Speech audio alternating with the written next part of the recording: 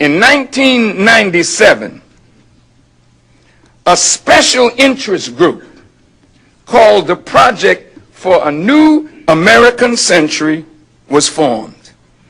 I have 4 letters in our possession which you can get on the website that state the aim and the principle of this project for the new American century. The signers of this project were men and women who are now known as neoconservatives. A letter was sent to President William Clinton, January the 26th, 1998, from this project for the new American century. In this letter, these neoconservatives were telling President Clinton that he must attack Iraq and remove Saddam Hussein. You should get this because it outlines exactly what was offered to President Clinton that he rejected. Now listen, who are the signers of this? Elliott Abrams, Richard Armitage, William Bennett, Jeffrey Bergner, John Bolton, Paula Dobriansky, Francis Fukuyama, Robert Kagan, Zalmay Khalilzad, William Crystal, Richard Pearl, Peter Rodman, Donald Rumsfeld, William Schneider, Vin Weber, Paul Wolfowitz, R. James Woolsey, and Robert B. Zoellick. But in the original AIM letter of this group, Jeb Bush was a part of it. These are called the neocons, or the neoconservatives. Well, after President Clinton rejected this, these neoconservatives sent a letter to Newt Gingrich, who was then the Speaker of the House, and to Senator Trent Lott. But in this, they criticized President Clinton for failing to adhere to their counsel.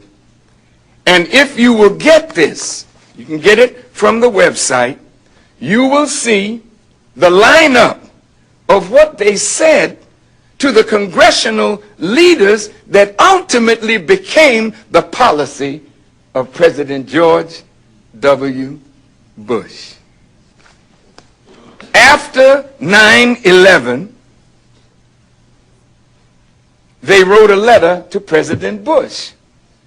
But President Bush had already signed on to these policies before he entered office. Listen to me good. Before he entered the office of the presidency of the United States, George W. Bush was committed to regime change in Iraq. Now let's see if this is true.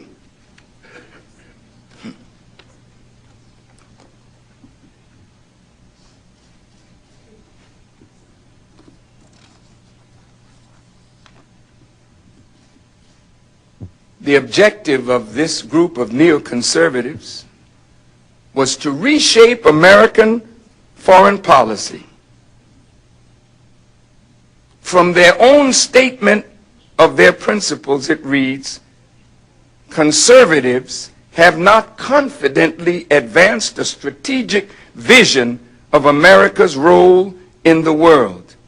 They have not set forth guiding principles for American foreign policy. We aim to change this. Dick Cheney signed it. Jeb Bush signed it. Rumsfeld signed it.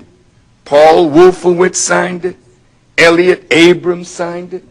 Gary Bauer, Elliot Cohen, Aaron Friedberg, Steve Forbes, Dan Quayle, Louis Libby, Norman Podhoretz,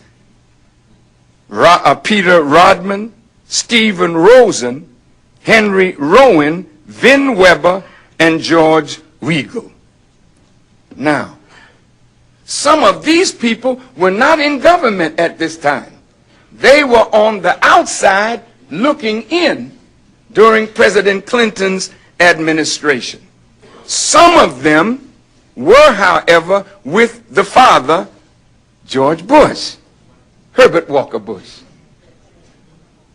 Now, when President Bush became the president,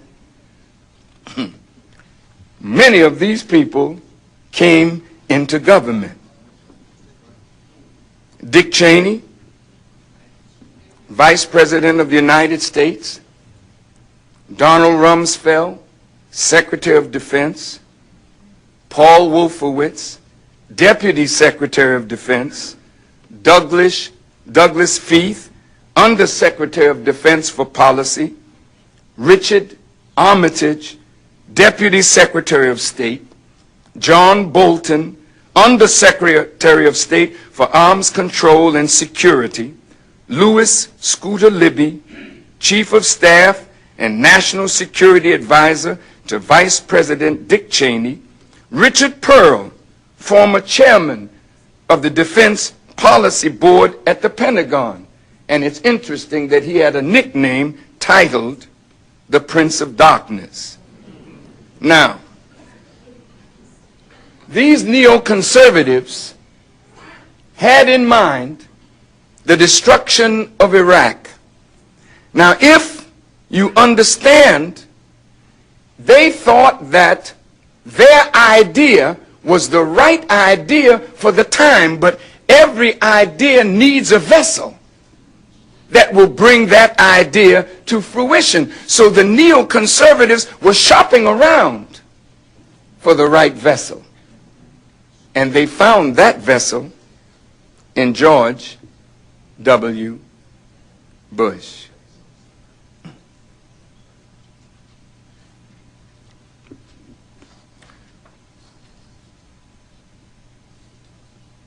When you read the book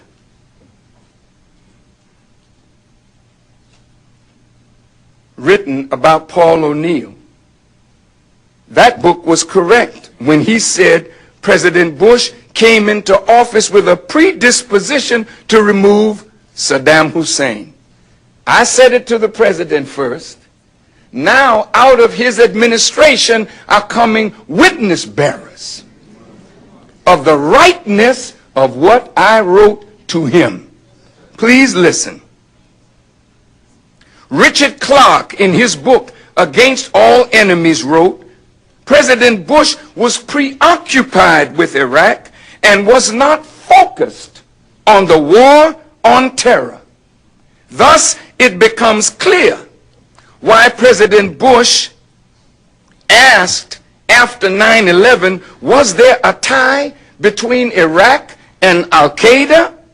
And even though the best information from the intelligence community said there was no link, according to Richard Clarke, President Bush continued to urge them to find a link. Why find a link?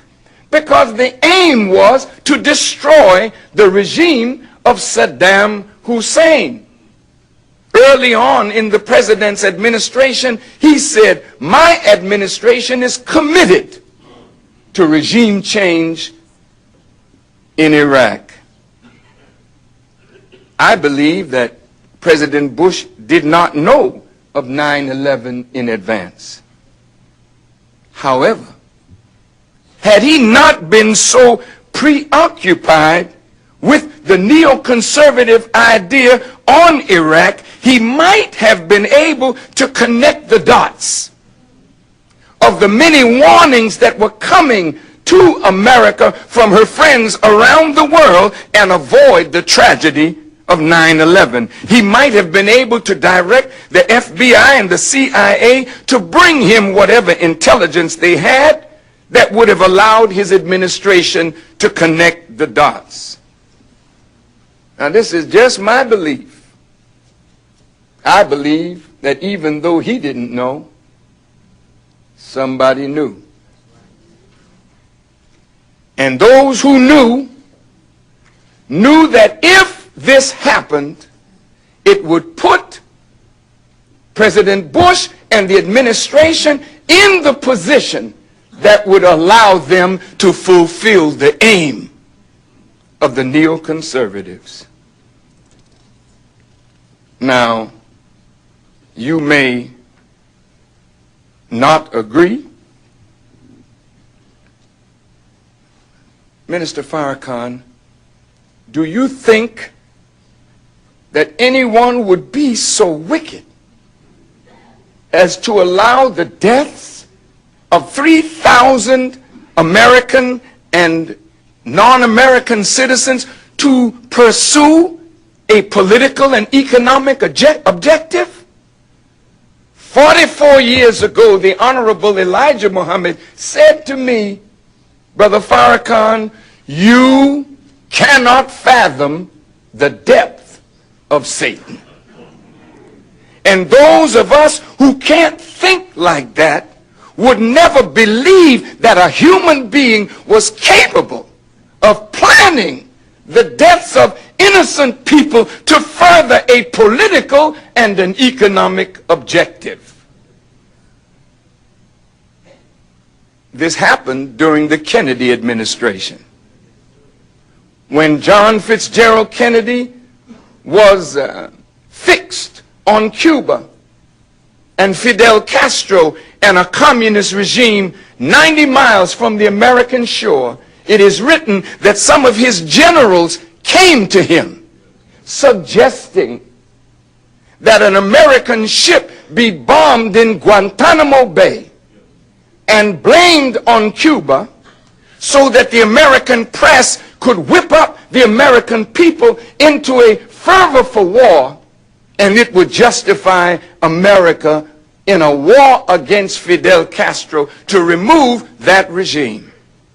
President Clinton rejected that advice. President Kennedy, pardon me, rejected that advice. Do you remember the Maine? The Maine was a ship in the harbor of Havana. And when someone wanted a war with Spain, the Maine was bombed in the Havana harbor, killing those on board the Maine. The press whipped it up as something that the Spanish did. Thus, the Spanish-American War was launched. Puerto Rico, Cuba, and the Philippines then came under the power and rule of the United States of America. Do you remember the Gulf of Tonkin? Another ship was supposedly involved in an altercation with a gunboat from North Vietnam. This was whipped up by the American press, and President Lyndon Baines Johnson deceived the American Congress, and the Gulf of Tonkin resolution was signed, committing 500,000 American soldiers to that area of the world.